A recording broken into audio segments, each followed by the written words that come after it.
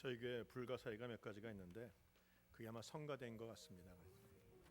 사람이 적어도 어느 날은 참 잘하는 날이 있고요.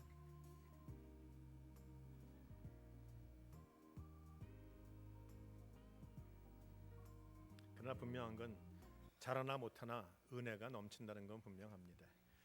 애써주신 모든 분들께 감사함을 드립니다. 에베소서 4장 7절에서 16절까지 있는 말씀, 이거 화면 좀 바꿔주시고요.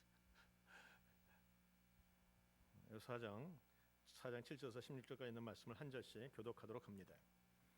우리 각 사람에게 그리스도의 선물의 분량대로 은혜를 주셨나니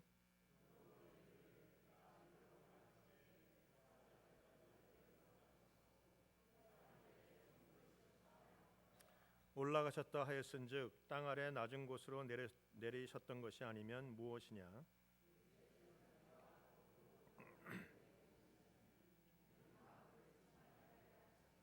그가 어떤 사람은 사도로, 어떤 사람은 선지자로, 어떤 사람은 복음 전하는 자로, 어떤 사람은 목사와 교사로 삼으셨으니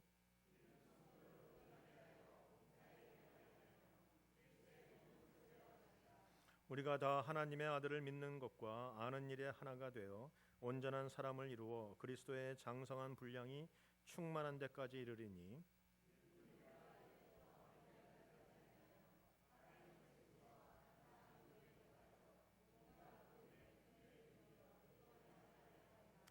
오직 사랑 안에서 참된 것을 하여 범사에 그에게까지 자랄지라. 그는 머리니 곧 그리스도라.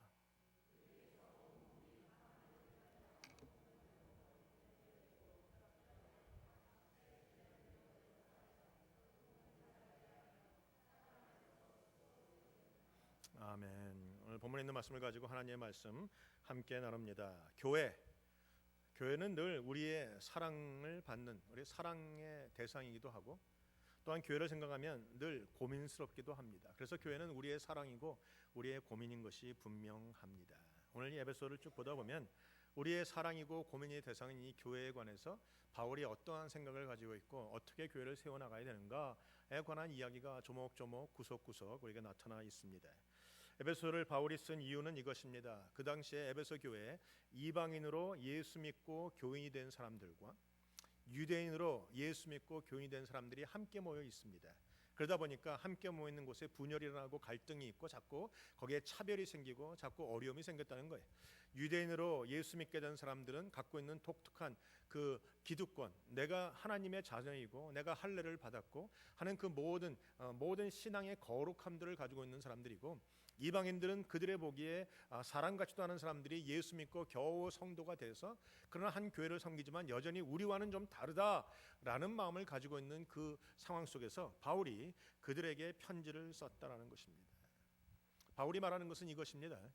하나님이 태초부터 창세전부터 준비하신 비밀이 있다. 사람들에게 구원을 베풀기 위해서 준비하신 비밀이 있는데 그 비밀이 무엇이냐? 바로 교회라는 것, 신약교회라는 것입니다. 신약교회가 하나님의 방법이고 하나님의 비밀이라고 바울이 우리에게 고백하고 있는 것이죠. 그래서 3장 6절에 보면 이방인들이 복음으로 말미암아 그리스도 예수 안에서 함께 상속자가 되고 함께 지체가 되고 함께 약속에 참여하는 자가 된 것이 바로 이것이 비밀이었다는 거예요. 거기에는 이방인도 유대인도 구분이 없습니다. 남자나 여자나 구분이 없어요. 배운 자나 못 배운 자나 나이 먹은 자나 적은 자나 구분이 없이 다 예수 그리스도 안에서 하나라고 설명하고 있는 것이었습니다. 그리고 이것이 이방인을 부르셨고 유대인을 부르셨던 이 부르심에 합당하게 살라고 4장 1절부터 나오고 있죠. 부르심에 합당하게 살기 위해서 무엇을 해야 되는가? 겸손하고 온유하고 오래 참음과 또한 사랑으로 용납하라. 그리고 평안으로 성령이 하나 되게 하신 것을 힘써 지켜라. 그게 4장에서 초반부에서 우리에게 말씀하신 것이 되는 것입니다.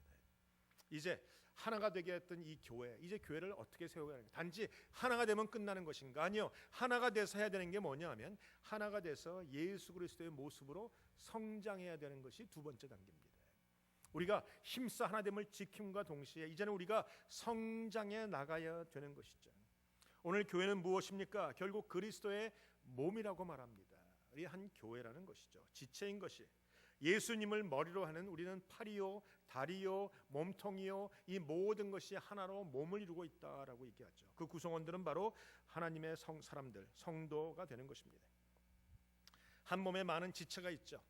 우리 오장육부가 있고 뭐 팔다리가 있고 머리가 있고 눈이 있고 코가 있고 귀가 있고 여러 가지 있듯이 교회 안에는 예수님을 머리로 해서 각 역할을 가지고 있는 지체들, 이것이 하나의 교회를 이룬다는 것이죠.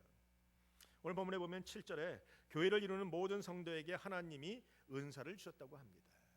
여러분, 먼저 우리가 알아야 되는 것은 우리는 교회입니다. 하나의 교회입니다. 우리가 교회의 편리성과 우리가 편리함과 효율적인 것을 따지다 보니까 각 지역의 교회를 세웁니다. 시온교회를 세우고 뭐 이 근처에 아무개 교회를 세우죠. 그래서 우리는 이 교회가 다르고 저 교회가 다른 것 같지만 사실은 우리는 하나님의 교회입니다. 세크라멘토에 있는 하나님의 교회 안에 거기에 작은 시온교회가 있고 작은 이 교회가 있고 작은 저 교회가 있을 뿐이에요. 숫자가 많아도 여전히 그들은 작은 하나님의 교회이고, 크게 세크라멘토에 하나님의 한 교회가 있고, 더 크게는 미국에 하나님의 한 교회가 있고, 더 크게는 이 온 세상에 하나님의 한 교회가 있는 것뿐이에요. 여러분이 제가 부탁드리는 것은 교회 생활을 하면서 다른 교회의 이야기를 하지 마시고, 다른 교회와 분열도 하지 마시고, 경쟁도 하지 마시고, 우리가 하나님 아버지를 한 분을 모시고 있는 한 하나님의 교회라는 사실을 인정하고 그 교회를 향해서 축복하며 살아가시는 여러분이 되시길 축원합니다. 하나님이 그 교회의 성도들을 부르시고 그들에게 은사를 주셨다고 7절에 얘기하죠. 그리스도의 선물의 분량대로 은혜를 주셨다. 이게 은사예요. 선물이에요. 좀 더 쉽게 얘기하면 역할이에요. 우리가 은사를 얘기하면 불편하신 분이 계세요. 목사님이 자꾸 은사를 얘기하는 은사주의 아닌가? 제가 지금 말하는 건 치유의 은사, 예언의 은사, 방언의 은사를 말하는 게 아니고 역할일 뿐이에요. 하나님 나에게 발의 역할, 팔의 역할, 이곳저곳의 역할을 주셨다라는, 누가 주셨습니까? 주님이 주셨습니다. 누구 생각입니까? 예수 그리스도의 생각이십니다. 나는 이것보다는 저런 은사, 저런 역할이 좋을 것 같은데, 그러나 주님이 보시기에는 이 역할이 더 나에게 합당하기 때문에 나에게 주신 것에 불과하지요. 은사이기 때문에 어떤 이에게는 자주 드러나는 게 있어요. 어떤 은사는 다른 사람보다 많이 드러나고, 어떤 사람은 적게 드러나고, 어떤 사람은 앞에 나오고, 어떤 사람은 뒤에 있습니다. 어떤 사람은 큰 일을 하는 것 같고, 어떤 사람은 작은 일을 하는 것 같아요. 그러나 중요한 것은 모든 사람에게는 은사가 있는 것이고, 모든 은사는 다 중요한 것입니다. 믿으십니까? 여러분에게 은사가 있음을, 역할이 있음을 믿으십니까? 여러분, 요새 영화를 보시는지 모르겠는데 영화를 가면 영화의 주인공들이 나오죠. 주인공 몇 명이 막 움직여 영화가 막 진행이 됩니다. 거기에 엑스트라들도 있고 뭐 많은 사람들이 모여 있지만 정말 중요하게 보이는 사람은 몇 명인 것뿐이에요. 정말 그 사람들이 영화를 다 만들어가는 것 같았어요. 그런데 영화가 끝나고 나서 여러분 자막이 쫙 올라갈 때 보십니까? 거기에 수없이 많은 사람들의 이름이 쫙 올라가. 분명히 내 눈에 보이는 것은 불과 열댓 명, 엑스트라까지 합쳐도 뭐 20-30명에 불과했는데 그 밑에 자막에 나오는 사람들을 보면 한 수천 명이 나오는 것 같아요. 그 사람들의 노력과 그 사람들의 땀과 그 사람들이 있었기에 이 영화가 된다라는 것이, 주인공 혼자 움직이는 것 같지만 뒤에서 여러 가지의 일을 맡은 사람들이 있기 때문에 그 영화가 완성이 되는 것처럼 교회도 마찬가지입니다. 교회 보면 목사가 일을 제일 많이 하는 것 같죠. 앞에 나오니까. 그러나 사실 교회 안에 여러 가지 부분을 담당하는 분이 있기 때문에 이 교회가 온전해지는 거예요. 어떤 사람은 부엌에서 열심히 합니다. 어떤 사람은 설교를 열심히 합니다. 어떤 사람은 청소를 열심히 합니다. 어떤 사람은 이것저것 다 못하지만 사람들에게 찾아가면서 위로하는 사람들도 있어요. 어떤 사람은 이것저것 다 못하지만 그냥 지나가다가 껌딱지 떨어져 있고 종이 떨어져 있으면 열심히 줍는 사람이 있어요. 그건 그 사람의 역할이고 은사인 것이에요. 어떤 사람은 전도하는 사람이 있습니다. 어떤 사람은 기도하는 사람이 있습니다. 여러분, 이런 모든 것이 합쳐져서 결국 교회라는 것을 만들어가는 거예요. 중요한 것은 모든 성도에게 은사가 있고 그 은사는 다 중요한 것이라는 거예요. 여러분, 제가 목사인 제가 앞에 많이 나오기 때문에 제가 천국에 가면 제 상급이 가장 클까요? 그랬으면 좋겠는데 아니라는 사실입니다. 그러면 여러분 중에 아무것도 안 하고 질것 가다가 종이 껍질, 껌딱지 껍질 하나 찢어서 버리시는 분에게는 상급이 없을까요? 그에게도 똑같죠. 은사는 다릅니다. 역할은 다릅니다. 그러나 상급은 똑같습니다. 중요한 것은 다 중요한 것이에요. 이 사람만 중요한 것이 아니고, 이 은사만 중요한 것이 아니고, 큰 은사만 중요한 것이 아니고, 역할은 다 다르지만 하나님이 주시는 축복은 똑같은 것이다라는 것이죠. 여러분, 우리 가운데 쓸모없는 성도도 없고 쓸모없는 은사도 없습니다. 여러분 몸 안에 모든 것이 다 필요하다는 거 알고 계시죠? 새끼손가락 이거 어디다 씁니까? 필요 없어서 잘라버리면 곤란. 이거 없으면 코딱지 파기가 힘들어지는 거 알고 계세요? 우리 가운데 쓸모없는 건 없어요. 때때로 어떤 청년이 또 잘난 척한다고 목사님 맹장은 쓸모없어서 잘라버려야 됩니다. 맹장 자르면 공군에 갔을 때 비행기 못 탑니다. 우리 몸 가운데 필요 없는 부분은 하나도 없어요. 다 하나님이 필요해서 주신 거. 우리가 그걸 막 다뤘기 때문에, 우리가 제대로 테이크하지 못했기 때문에 거기서 문제가 생겼을 뿐이지, 사실 우리 몸 가운데 쓸모없는 부분이 없는 것처럼 교회 안에도 마찬가지예요. 교회 안에 쓸모없는 성도는 없습니다. 교회 안에 맹장과 같은 존재는 없다라는 거예요. 어떤 사람이 목사님 저 집사만 없으면 우리가 편안할 텐데, 그러면 그분을 쫓아냅니까? 아닙니다. 함께하는 것입니다. 우리가 고민하면서 함께 가는 것이에요. 우리가 갈고 닦이면서 함께하는 것. 그분이 계시기 때문에 내가 겸손해질 수 있고, 그분이 계시기 때문에 내가 여러 가지 주 앞서 더 기도할 수 있는 상황이 전개가 되죠. 여러분 생각해 보세요. 한 가정 안에, 여러분 형제 자매들 안에 여러분이 자라면서 형제 자매들과 늘 사랑하고 자라셨습니까? 때로는 치고받고 싸우지 않았습니까? 물고 뜯고 싸우지 않았습니까? 때로는 우리가 주워박으면서 싸우지 않았습니까? 그러나 그 모든 과정을 통해서 한 가족이 되어가는 거예요. 싸웠다고 해서 넌 오늘부터 내 형제가 아니야 그러겠습니까? 싸웠다고 해서 엄마한테 안 맞았다고 해서 너는 오늘부터 엄마는 내 엄마 아니야 그러겠습니까? 아니에요. 같이 가는 것입니다. 물고 뜯고 싸울지언정 같이 가는 게 가족이라는 것이에요. 하나님 우리를 몸으로 부르셨습니다. 그리고 가족으로 부르셨어요. 그래서 몸 안에는, 가족 안에는 쓸모없는 사람은 없습니다. 잘라버려도 괜찮은 성도는 없다라는 것입니다. 그래서 오늘 4장 1절부터 말하면 그 부르심을 받은 사람이 다양하지만 부르심에 합당하게 살고, 그것을 하기 위해서 겸손하고 온유하고 오래 참고 그리고 용납하고 그리고 열심히 사랑으로 또한 성령으로 하나됨을 지켜라라고 얘기하고 있죠. 이게 바로 가족에게, 성도에게 주신 그런 역할이라는 것이죠. 이게 은사입니다. 이것은 역할임과 동시에 사명이기도 합니다. 하나님이 우리 모든 성도에게 은사 주셨습니다. 그리고 그 은사는 어느 거 하나 쓸모없는 것이 없다고 말씀을 드렸어요. 그렇다면 이 은사를 언제 주셨습니까? 주님이 우리를 구원하신 후에 가만히 두고 보시다가 너는 이런 걸 잘하는 것 같다라고 주셨습니까? 아니요. 오늘 본문에 보세요. 8절에 보시면 무슨 말이 나오는가? 그러므로 이르시기를 그가 위로 올라가실 때 사로잡혔던 자들을 사로잡으시고 사람들에게 선물을 주셨도다. 하나님이 우리를 부르셨을 때, 구원하실 때, 우리를 하나님의 자녀로 성도로 부르셨을 그때 하나님이 우리에게 선물을 주셨다는 거예요. 은사를 주셨다는 거예요. 역할을 주셨다라는 것입니다.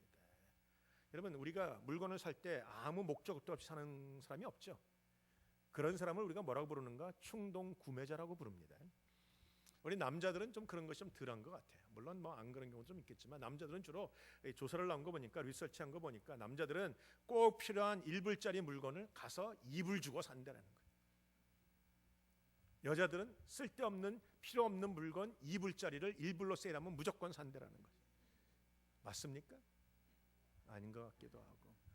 그런데 여러분 중요한 것은 하나님은 우리를 충동 구매, 아니 충동 구원하지 않으셨어요.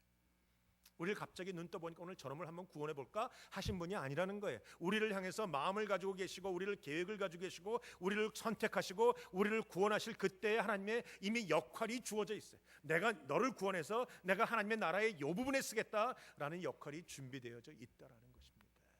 그러니까 여러분 우리는 다 은사가 있고 우리는 다 역할이 있고 우리는 다 그 역할은 다 중요한 것이고, 그 역할과 그 은사와 그 사명은 하나님이 나를 구원하셨을 그때에 이미 우리에게 주어지신 것이다라는 것입니다. 하나님이 우리를 부르셨습니다. 그리고 부르시면은 후회하심이 없다라고 말씀하세요. 사람들은 사놓고 후회하죠. 버리기도 합니다. 그러나 하나님은 아니에요. 사놓고 후회하지 않습니다. 구원해 놓으시고 후회하지 않습니다. 우리에게 은사 주시고 후회하지 않는다라는 것입니다. 내가 보기엔 저 사람은 이 교회에 맞지 않는 것 같아 보이지만 하나님 보시기엔 이 교회에 꼭 필요한 사람이고 하나님 나라에 꼭 필요한 존재이기 때문에 부르신 것이, 믿으십니까? 그러니까 우리가 할 일은 뭐죠? 겸손함과 온유함과 오래 참음과 용납함으로 성령이 하나 되게 하신 것을 힘써 지키면 되는 것이, 누구도 쓸모없는 사람 없고 누구도 가치 없는 사람 없다라는 것입니다. 그래서 로마서 12장에도 내게 주신 은혜로 말미암아 너희 각 사람에게 말하노니 마땅히 생각할 그 이상의 생각을 품지 말고 오직 하나님께서 각 사람에게 나눠주신 믿음의 분량대로 지혜롭게 생각하라. 즉 하나님이 부르신 부르심에 합당하게 지혜롭게 겸손하게 서로를 향해서 높게 여겨라 라고 얘기하고 있는 것입니다. 성경에 보면 로마서에 많은 은사들이 나와 있어요. 그런데 오늘 본문에 보면 그 중에 5가지를 특별하게 오늘 말하고 있습니다. 오늘 본문의 대표적인 5가지 은사, 사도적인 은사예요. 선지자적인 은사입니다. 복음 전하는 자의 은사입니다. 목사입니다. 교사입니다. 물론 과거에는 이것이 교회 안에 선지자가 따로 있었고 사도가 따로 있었지만 지금은 그렇게는 돼 있지 않아요. 지금은 이것이 어떤 사람이 아니라 어떤 은사적인 역할이라는 거예요. 물론 이 선지자적인 역할, 사도적인 역할, 이 복음을 전하는 자의 역할, 또한 목사의 역할, 그리고 교사의 역할이 목사란 한 사람 안에 역할로 주어져 있어요. 은사로 주어져 있다는 것이죠. 우리는 선지자적인 역할, 우리는 사도적인 역할을 가지고 교회를 진행해 나갑니다. 그리고 미래를 바라봅니다. 우리는 선지자적인 역할을 가지고 하나님의 말씀을 받아서 여러분에게 예언적인 말씀을 설교는 결국 예언을 하는 거예요. 예언적인 말씀을 선포하는 거예요. 그다음에 우리는 복음 전하는 자의 사명을 가지고 복음을 전합니다. 우리는 목사적인 사명을 가지고 아픈 자, 병든 자를 돌봅니다. 또한 우리는 교사적인 사명을 가지고 말씀을 여러분에게 가르치기도 합니다. 이것이 목사라는 한 사람 안에 들어와 있는 사역이고 은사이고 역할이에요. 그러나 여러분 잘 생각하셔야 되는 것은 많은 분들이 목사를 슈퍼맨 되기를 원하시죠. 우리 교회 목사님은 설교했다고 하면 사람들이 뿅뿅 가게 설교를 아주 제일 잘하고, 우리 교회 목사님은 기도 한번 했다고 하면 병이 팡팡 낫는 그냥 기도의 능력자이고, 우리 목사님은 행정 하나는 끝내주게 잘하고, 뭐 우리 모든 것은 아주 잘하시고, 우리 목사님 또 신방 갔다고 하면 사람들의 눈물을 쏙쏙 빼놓고 하고, 복음을 증거했다고 하면 다 사람들이 예수 믿게 되고, 뭐 가르쳤다고 하면 그냥 기가 막히게 어려운 것을 쉽게 그냥 착착착착 가르치고. 그랬으면 좋으시겠죠. 희망사항일 뿐입니다. 물론 목회자 안에 그 다 있습니다. 없다는 건 아닙니다. 그러나 하나님이 그것을 다 주시는 목회자를 만나기란 굉장히 어려워요. 대부분 목회자 안에 그 5가지가 있지만 어떤 것이 더 드러나고 어떤 것이 덜 드러납니다. 어떤 사람은 설교를 잘하고, 어떤 사람은 가서 신방을 잘하고, 어떤 사람은 행정을 잘하고, 어떤 사람은 잘 가리키고, 이것이 다 어떤 사람이 한 가지 아니라 2-3가지가 한꺼번에 드러나든가 그런 경우가 있고, 어떤 사람은 골고루 튀어나온 것은 없지만 골고루 잘하든가 뭐 이런 경우들이 있어요. 이것이 목회자 안에 하나 있는 것입니다. 그렇기 때문에 여러분이 목회자를 비교하실 필요는 없어요. 다른 것이 아닙니다. 그래서 목회자의 그 성향에 따라 교회 칼라가 움직이죠. 담임 목사가 어떤 사람이냐에 따라서 그 교회 칼라가 움직여요. 틀린 것은 없습니다. 그저 다를 뿐이라는 거예요. 이것이 목회자 안에 하나가 있지만 더 나아가서 오늘 본문에서 말하는 것은 교회 안에, 성도들 안에 이런 은사적인 부분이 있다는 거예요. 어떤 성도는 사도적인 은사가 있어요. 그래서 그 성도는요, 교회에 나갈 방향과 목적 같은 걸 자꾸 잘 얘기하는 사람들이 있어요. 장로님 중에 이런 은사를 갖고 계시는 분이 계시면 교회가, 당회가 잘 진행이 나가죠. 또 어떤 분은 이곳이 사도적인 은사가 조금 삐딱하게 사용되어지면 툭하면 교회를 나가서 교회를 개척하시는 분도 계세요. 그것도 사도적인 은사예요. 뭐 나쁘다고 볼 수 없어요. 은사예요. 그 중에 또 어떤 사람은 선지자적인 은사가 있어요. 말씀하면 꼭 예언자적인 말씀을 해요. 목회자 중에 이런 예언자적인 설교를 하는 사람이 있다면 굉장히 이건 설교가 아주 어떤 때는 듣기가 좀 힘들 거예요. 왜? 선지자들이 주로 했던 것이 회개하라, 하나님의 뜻은 이것이다 그랬어요. 그러니까 그런 성도들이 그 은사적인 역할을 갖고 있는 분들이 교회 안에 있어요. 또 어떤 분들은 복음 전하는 자의 역할을 갖고 있는 분들이 있어요.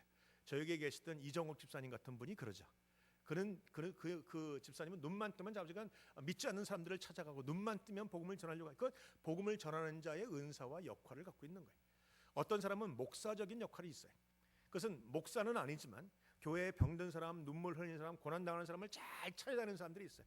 아니 찾아갈 뿐만이 아니라 가서 안아주고 만져주고 그냥 같이 눈물 흘려주면 그 사람의 상처가 축축축 치유받고 막 병이 낫고 뭐 혹은 뭐 위로받고 이런 사람들이 있단 말이에요. 그건 목사적인 역할, 은사가 그분에게 있는 거예요. 그분의 또 어떤 분은 교사적인 역할이 있어요. 뭐 주일학교에서 봉사하든가 뭐 어른들에게 말씀을 가르치든가 이런 사람들인데, 그런 사람들은 특별히 어려운 부분을 쉽게 얘기해요. 까다로운 부분을 아주 이해하기 쉽게 잘 잘라서 말해주는 그런 사람들이, 이건 교사적인 은사가 있는 거예요. 이 교회 안에 다 흩어져 있는 은사예요. 그 중요한 것은 내가 어떤 은사가 있는지를 발견하는 것도 중요하고, 그러나 이 은사들이 연합돼서 교회를 세워간다는 것을 아는 것도 중요합니다. 사도적인 역할을 가진 사람은 선지자적인 역할을 가진 사람이나 목사적인 역할을 가진 사람과 자꾸 부닥치기 쉬워요. 사도적인 역할을 가진 사람은 항상 미래를 생각하고 움직이거든요. 그렇기 때문에 목사적인 역할을 가진 사람은, 저 사람은 이 아픈 사람 안 돌보고 자꾸 내일 얘기를 하는 거야. 오늘이 중요한데. 또 복음 전하는 사람은 아니 교회가 뭐 나가는 것보다 지금 전도가 중요하지. 전도가. 또 어떤 사람은 전도가 아니라 지금은 가르쳐야 될 때야. 공부가 중요하지. 자꾸 달라요. 근데 여러분 우리가 아는 것은 하나님이 5가지 은사와 역할을 연합시켜서 교회를 만들어가고 있다는 거예요. 틀린 건 없습니다. 저 사람은 틀리고 나는 맞는 것이 아니라 우리는 각각 다른 역할을 갖고 있는 거예요. 그래서 상대방의 역할을 존중하고 내가 보지 못하는 부분을 한다면 감사하고 같이 우리가 나가야 된다라는 것입니다. 그럴 때 교회가 커져가는 거예요. 그래서 오늘 본문에 보면 11절에 어떤 사람은 사도로, 어떤 사람은 선지자로, 어떤 사람은 복음 전하는 자로, 어떤 이는 목사와 교사로 삼으셨으니 그 결과가 뭔가? 연합되어지고 합쳐지면 12절 이는 성도를 온전하게 하며 봉사일을 하게 하며 그리스도의 몸을 세우려 함이라. 이 5가지가 잘 움직이면 교회가 성도가 온전해집니다. 즉 건강해집니다. 강건해집니다. 두 번째로 그들이 건강하다는 말은 육신이 아니라 영적으로 건강하다는 말은 교회 일을 열심으로 봉사한다는 거예요. 그리고 그 결과가 뭔가? 그리스도의 몸인 교회가 세워져 가고 있다는 것이죠. 여러분, 하나님이 원하시는 것은 여러분을 통해서 시온이라는 작은 공동체, 더 크게는 하나님의 나라라는 공동체가 세워져 가기를 하나님이 원하십니다. 그렇기 때문에 여러분이 서로 간의 반목이다, 서로 간의 질시가 아니라 연합되어진대요.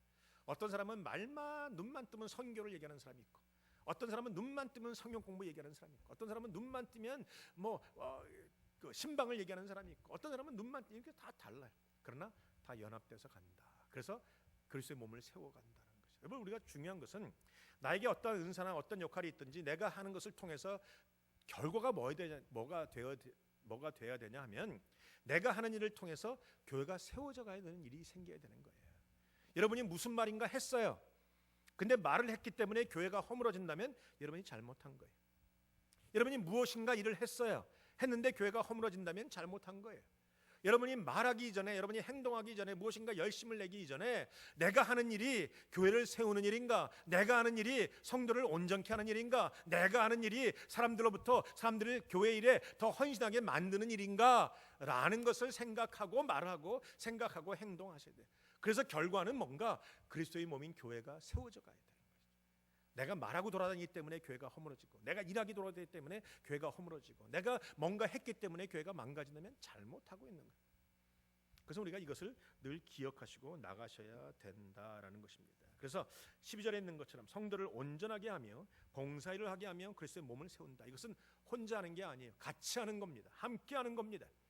필립 얀시가 말한 것처럼 2가지를 우리가 혼자 할 수 없다고 얘기했잖아요. 결혼하는 거 혼자 할 수 없고, 근데 그리스도인이 되는 거 혼자 할 수 없어요. 우리 교회를 세워가는 걸 혼자 못하는 겁니다. 교회란 함께 하는 겁니다. 함께 연합되어지고 함께 나아가게 된다라는 것이죠. 그래서 이것이 성도가 온전하게 되며 봉사일을 하게 되며 그리스도의 몸이 세워져 가는 것이다. 여러분, 중요한 것은 하나님이 여러분을 부르셔서 한 사람 한 사람을 통해서 이 교회가 더 건강하게 되는 것을 원하십니다. 그것 때문에 부르신 거예요. 여러분이 목사가 좋아서, 여기 그 장소가 좋아서, 이 교회에 친구가 많으니까 이렇게 오시면 안 돼. 하나님이 날 이곳에 부르셔서 나를 통해서 시온 교회가 더 강건해지고 교회가 세워져 가기 위해서 부르신 거예요. 이해가 되십니까? 여러분이 어떠한 이유로 오셨든지 하나님의 부르심은 동일합니다. 하나님 여러분을 시온을 부르셨다면 여러분을 통해서 시온 교회라는 그리스도의 몸인 공동체가 세워져 가야 되는 것이다.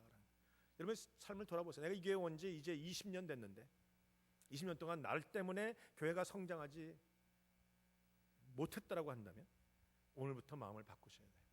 내가 이 교회에 온 지 5년 됐는데 나 때문에 교회가 조금씩이라도 좋아진다라고 생각하시고 좋아지는 게 되는 결과가 있는 것이 그게 바른 것이. 하나님이 여러분을 교회를 세우라고 부르셨다라는 것입니다.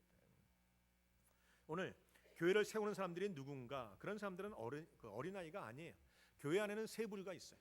어린아이가 있고 청년이 있고 어른이 있습니다. 제가 지금 말하는 건 육신적인 어린아이를 말하는 게 아니고 영적인 어린아이와 영적인 청년과 영적인 어른들이 있어요. 영적인 어린아이들은 어떤 결과가 있는가? 그들은 구원은 받았으나 자꾸 넘어지고 쓰러지고 상처받고 흔들리는 자들이에요. 그래서 삐지기를 잘해요. 여러분 애들 잘 삐지는 거 알고 계시죠? 저에게 조카가 있습니다. 제가 뉴저지에 갈 때 LA에서 태어난 지 얼마 안 되는 애를 보고 조카를 보고 뉴저지에 갔는데 뉴저지에 가 있는 몇 년 동안 얘가 성장했어요. 그리고 저희 집에 한번 왔습니다. 저희 집에 1살 반 때인가 2살 때인가 왔는데 와서 하다가 뭘 만지길래 내가 안 돼! 그랬더니 큰아버지가 그랬더니 갑자기 인상을 빡 쓰더니 저 코너에 가서 이러고 딱 서 있는 거예요. 저는 왜 그런지 몰랐어요. 제가 왜 거기 서 있어? 그랬더니 걔 엄마가 하는 말 삐졌다는 거예요.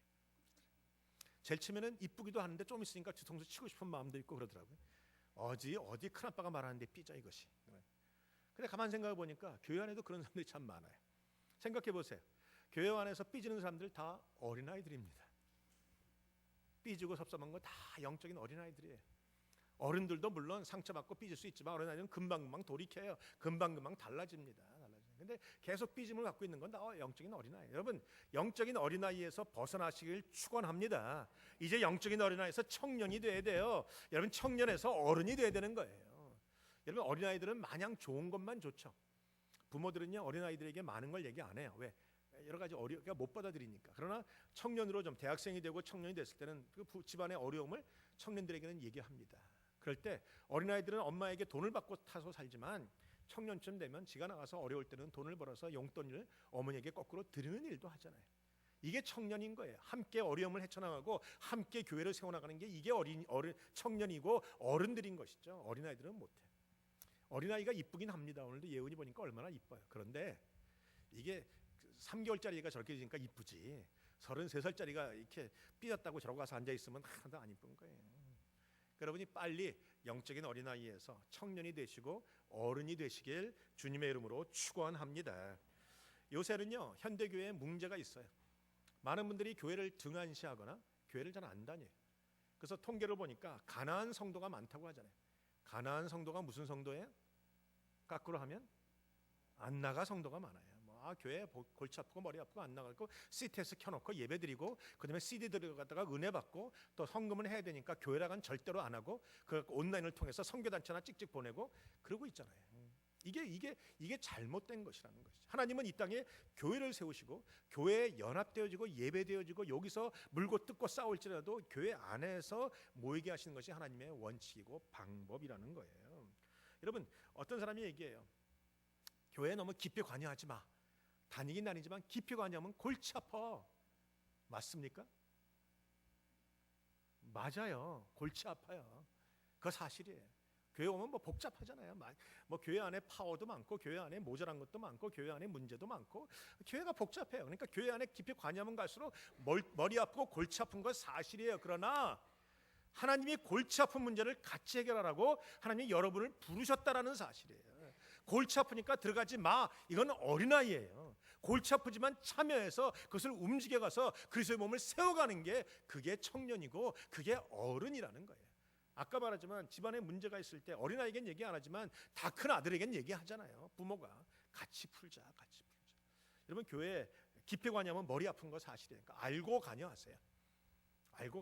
머리 아픈 거 사실이지만 그것이 하나님이 부르신 장소이고 부르시는 역할이라는 거예요. 그러면 그 일을 잘하게 되면 그러면 우리 교회가 세워져 간다라는 것입니다. 오늘 본문에 보면 12절부터 쭉 나오죠. 성도를 온전하게 하며 봉사 일을 하게 하며 그리스도의 몸을 세우게 하려 하심이라. 우리가 다 하나님의 아들을 믿는 것과 아는 일에 하나가 되어 온전한 사람을 이루어 그리스도의 장성한 분량이 충만한 데까지 이르리니 이는 우리가 이제부터 어린아이가 되지 아니하며 사람의 속임수와 간사한 유혹에 빠져 온갖 교훈의 풍조에 밀려 요동하지 않게 하려 함이라. 하나님이 원하시는 것은 여러분이 예수 안에서 성장한 청년이요 어른이 되길 원하십니다. 어린아이 짓을 그만하시기 바랍니다. 옆 사람이 고백, 이제는 어린아이 짓 그만하자. 이제 어린아이 짓 그만하셔야 돼요. 제가 보니까 우리 교회는 뭐 없지만 다른 교회에서 그런 일들이 있더라고요.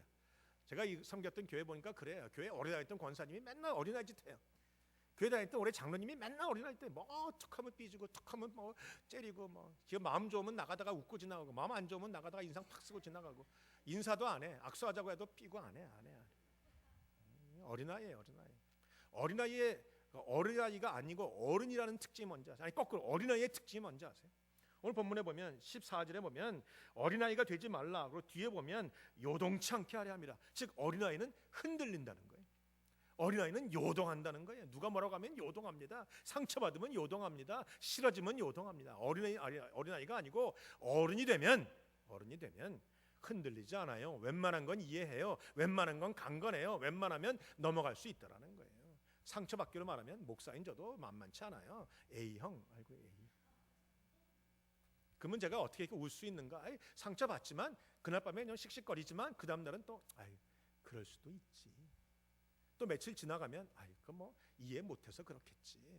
하나님 쟤들 보래요 이러고 넘어가요. 그냥 넘어가요. 그래서 이게 어른이 되는 거예요. 그래서 여러분 부부가 싸워서 맨날 뭐 하겠어요. 싸우지만 저도 부부 싸움은 해요. 그렇지만 내가 어른이기 때문에 우리 아내가 밥만 차려주면 밥만 잘 먹으면 내가 풀어지죠. 그렇죠. 그러니까 우리가 살아가면서 어려움은 있어요. 그러나 그것을 풀고 넘어가는 게 어른이라는 거예요. 그것 때문에 요동하는 건 아직도 스티어 어린아이라고 볼 수 있다라는 것이죠. 어린아이들은 자꾸 아파요. 자꾸 넘어지고 자꾸 상처받아요. 근데 어른들은 괜찮아요. 여러분 선교제 가면 애들이 자꾸 아파요. 지금 어른들 우리 1세들을 모시고 가면 1세들은요 가서 챙겨 먹는 것도 많고 혼자 먹지 말래도 비타민 계속 먹고 그러면서 건강하죠. 우리 2세들을 데려가면 2세들 10대 20대도 픽픽 쓰러지고 알러지 생기고 병이 생겨요. 제가 왜 그런가 봤더니 우리 1세들은 한국에서부터 강건한 사람이라고. 우리 한국에서부터 우리 1세들은 뭐 했어요? 집에 동네에 소독차가 들어오면 우리 입 벌리고 와 쫓아다녔잖아요. 우리는 그 소독약 먹으면서 내장까지 소독된 사람들이에요. 우리는 안 아파요. 우리는 안 아파요. 이게 우리의 특징이잖아요. 여러분이 살아가면서 온갖 고통과 온갖 고난과 온갖 어려움을 겪었다면 이제는 그래야 돼요. 이제는 우리가 살아가면서 교회에서도 어려움도 겪고 살아가면서 인생의 어려움도 겪고 신앙의 굴곡도 있고 넘어졌다가 일어나도 하고 상처받다가 회복되기도 하고 이런 것이 거치고 나면 우리 내장까지 다 소독이 돼서 이제는 웬만한 일에는 끄떡도 없어야 돼요. 그러시길 축원합니다. 그게 어른 되는 거예요. 그게 성경에서 말하는 어린아이가 되지 말라. 사람의 속임수와 간사한 유혹에 빠져 온갖 교인의 풍조에 밀려 요동하지 않게 하려 함이라.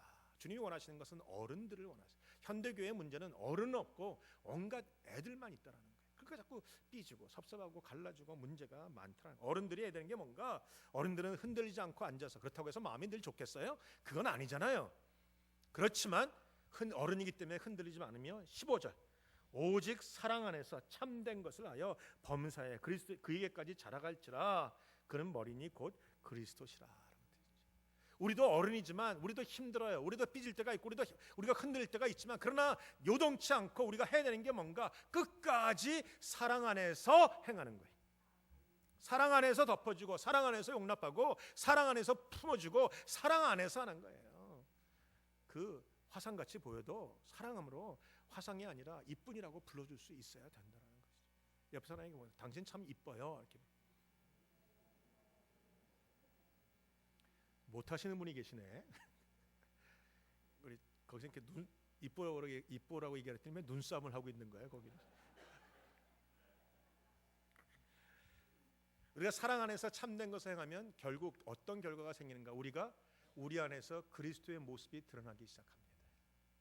저는 그래서 계속 말하는 게 신앙생활을 오래 하신 분에게는 예수의 모습이 드러나셔야 된다는 거예요. 여러분이 좋아하는 사람만 모여 있지 마세요. 좋아하는 사람들만 돌아다니지 마세요. 좋아하는 사람들하고만 맥도날드 가지 마세요. 좀 싫어하는 사람들도 끌고 가야 돼요. 나하고 가서 밥 먹자. 나하고 좀 커피 마시자. 좀 이런 게 있어야 우리 안에 예수님의 모습이 드러나지요. 내가 원하는 사람만 맨날 다녀보세요. 그거 안 드러나요. 예수님의 모습은 우리가 요동치 아니하며 사랑을 가지고 그 힘든 사람을 대하기 시작할 때 내 안에서 예수의 모습이 드러난다는 말이에요. 예수의 모습까지 성장한다라는 것이. 그래서 우리가 시간이 흘러가면 온갖 고난과 우리가 그런 얘기하죠. 온갖 육지전과 해상전과 공중전을 다 온갖 수전까지 다 걷면 우리 안에 예수의 모습이 다 드러나서 그 모습 가지고 천국을 가는 거예요. 천국에 가면 사람들이 다 이쁠 수밖에 없어요. 다 예수 모습 다 알아봤으니까. 거기엔 더 이상은 모난 사람이 없을 거예요. 그런데 요리조리 피하고 좋아하는 사람끼리만 다니다가 자기 모난 것 싹 고치지 않고 천국에 가면 혼자 그때부터는 이제 문제가 올 거예요. 다른 사람은 다 예수의 모습인데 혼자 가룟 유다 모습을 해갖고 앉아갖고 다니게 된다라는 것이죠. 로마서 8장에 보면 주님 말씀하셨어요. 하나님께서는 미리 아신 사람들을 자기 아들의 형상을 닮게 하시려고 또한 미리 정하셨으니 이는 그 아들이 많은 형제들 가운데 맏아들이 되게 하려 하심이라. 하나님께서는 미리 정하신 그들을 또한 부르시고 부르신 그들을 또한 의롭다 하시고 의롭다 하신 그들을 또한 영화롭게 하셨느니라. 근데 이 모습이 어디서 생기는가? 교회 안에서 생긴다는 거예요. 교회 안에서 힘든 과정을 겪어가면서 생긴다는 거예요. 교회 안에서 여러 가지 마음고생해가면서 생긴다는 거예요. 교회 안에서 인내하며 생긴다는 거예요. 교회 안에서 사랑하며 용납하며 생기는 거예요. 그저 생기는 게 아니에요. 때로 우리가 은사 집회를 하다 보면 쫓아와서 은사 받겠다고 하는 분이 계세요. 목사님 은사 주세요. 은사 주세요. 목사님 갖고 있는 거 다 주세요. 그러면 내가 목사니까 다 줍니다. 애따 다 가져가라. 그러면 저 타고 또 나가요. 제가 애따 다 가져가라 해놓고 한마디 하죠. 그런다고 네 것이 될성 싶으냐. 그 사람께 안 돼요. 왜 안 되는지 아세요? 아니 쉽게 그 사람이 될 수 있어요. 그 사람께 될 수 있는데 그 사람 것이 되려면 그 사람이 그 많은 고난을 지나가야 돼요.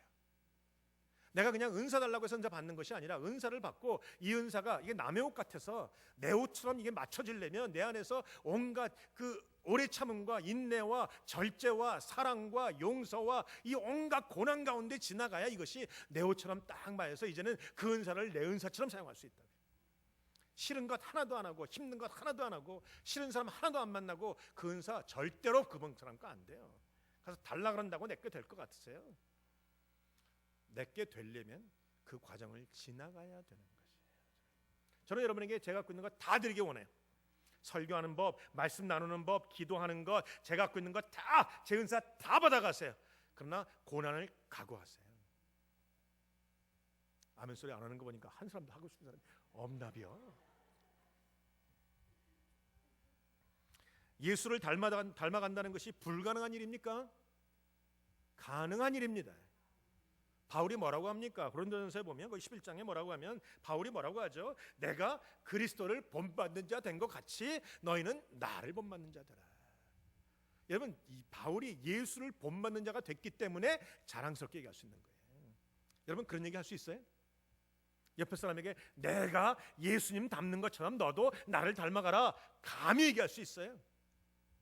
없다면 문제가 있는 것이에요. 얘기할 수 있어야 돼요. 왜? 내가 예수를 닮아가려고 오늘도 애를 쓰고 있기 때문에 너는 나를 닮아가는 사람 되라. 내가 예수 닮아가는 사람 된다. 오늘 그런 믿음과 그런 축복과 그런 신앙이 여러분 가운데 있기를 주님의 이름으로 축원합니다. 그러기 위해서는요 아는 것과 믿는 것을 따로따로 갖고 계시지 마세요. 오늘 본문에 보면 분명히 나와요. 아는 하나님의 아들을 믿는 것과 아는 일에 하나가 돼서 온전한 사람을 이루었다.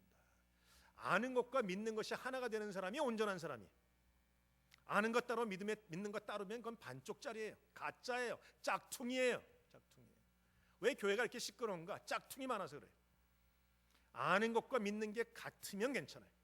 하나님은 나의 주인이십니다. 하나님은 모든 환경을 바꾸십니다. 하나님은 모든 관계를 이루십니다. 하나님이 나를 이곳에 부르셨습니다. 하나님이 나에게 사명 주셨습니다. 하나님이 나에게 성령 주셨습니다. 하나님이 나를 끝까지 붙들고 계십니다. 이것을 아는 사람이, 그것을 믿는 사람이 그런 행동을 하는 거예요. 그러나 알긴 알지만 믿지 않으니까 조그만 문제가 생기면 막 요동하죠. 속에 있는 인간적인 것이 막 드러나요. 그것은 아는 것과 믿는 게 하나가 아니라는 거예요. 짝퉁이라는 거예요. 반쪽이라는 거예요. 옆 사람이 고백하세요. 반쪽이 되지 말고 온전한 자가 되십시다. 아는 것과 믿는 것 하나가 되신 여러분 되시길 주님의 이름으로 축원합니다. 기도하시겠습니다.